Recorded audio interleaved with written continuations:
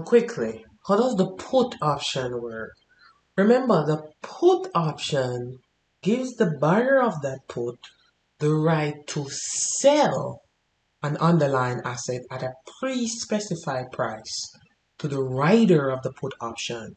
So this is your right to sell it at the exercise price. Okay? So here's the example. Okay? Here's the example for the put option. This is different. This is your right to sell. You have a right to sell it at that exercise price. Now let's simplify it so we can go through it. Let's say the exercise price is $9. And remember, you gotta pay for this, right? So we're gonna say there's a put premium. Let's make it simple. Of 65 cents. Okay? They have a put premium of 65 cents. Okay? Now let's do the scenarios again. Let's say we have scenario number 1. Okay? And let's say with scenario number 1, the stock price. In scenario number 1, we're going to argue the stock price is equal to, let's make it $9. Let's start there. Scenario number 1, the stock price is equal to $9. So you are the buyer of this stock. This is your right to sell. So we want to see the buyer profits. Okay? Your right to sell. So the question is, what are you going to earn? Well, if you sell it, you're going to sell it at the exercise price. That's money you're going to get as the buyer of a put option. This is your right to sell. If you exercise it, you are going to sell it $9. Okay? That's your exercise price. Alright? But what are you paying? Well, you got to pay the premium.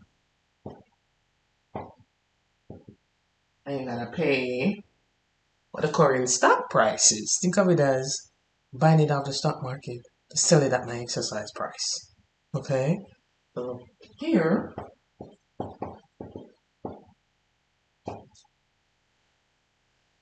you're going to lose exactly 65 cents here. Okay? So what are you going to do? Well, 65 cents is sunk. You paid it. Okay? So you already lost that 65 cents. The point why I chose this $9 is to show you if the price went higher than $9, you're going to lose more than 65 cents. If you're losing more than 65 cents, you're going to choose not to exercise the option. So any price that's higher than $9, you're going to lose more than what you paid for the put premium. So any price that's higher than that, you're going to choose not to exercise the option. In fact, let's do scenario 2. So we can see how this works. Okay, and let's say the stock price is now $7. Okay, so remember, this is your right to sell at $9. So what are you gonna earn? Well, $9. That's your right. Okay, you're gonna pay the put premium, and the stock price is $7. It's kind of like what you're paying for it now. So this scenario, you made some money. You're gonna choose to exercise that put option. Okay, if the stock price was $7, you're making $1.35. Okay, now if we do, remember, threes. Let's do scenario number 3. Let's say the stock price. In scenario number 3, let's say it's $8.35. Should be getting the hang of this now. What are you gonna get? Well, $9. I pay my put premium and what I pay for the stock. Okay. you're not really earning anything. But when compared to what you already paid, which is 65 cents, you're still going to exercise this put option.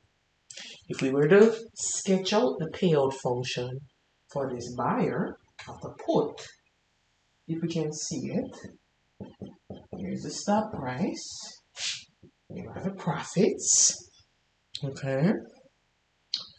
Once it hits $9, remember, you are gonna be paying 65 cents. That's out the door, okay?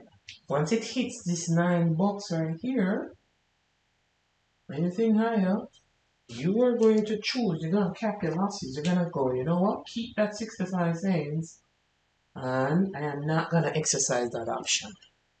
Okay? However, once you get above this, what were the prices we had? We had $8.35, we had $7. Okay? Once you get above this, it should be a straight line. Okay? One. It's right here.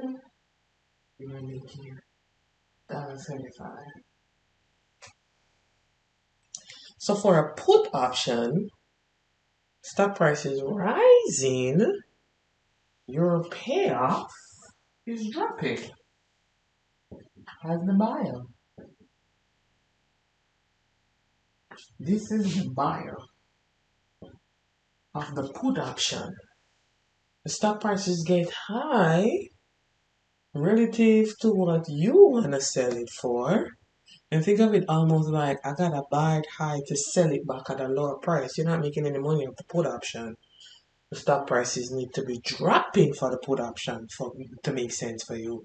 Because if it's dropping, then you're basically going to sell it. That's the right. You're going to sell it at that higher price than what the stock price is. It's almost like you buy it cheap on the market and then you sell it more expensive. Okay? That's the put option. Okay? I gotta show you guys this. I'm teaching. Look at my cat. He's learning. You understand put options? Nod your head if you understand put options. Okay. He does not understand put options. I'm messing around. Okay. Finally, what about the rider of the put? So let's just quickly sketch that out. This is now the writer of the put. Kind of like the opposite scenario will be in place for the rider of the put. Let's just kind of sketch out the payoff function for the rider. We're going to have the stock price. We're going to have profits. Okay. For the rider of the put. Okay. We're going to be making 65 cents. The price higher than that. That's all they're going to be making. We had, what the prices we had? We had 7. We had 8.35. Okay. 7, we're losing 1.35.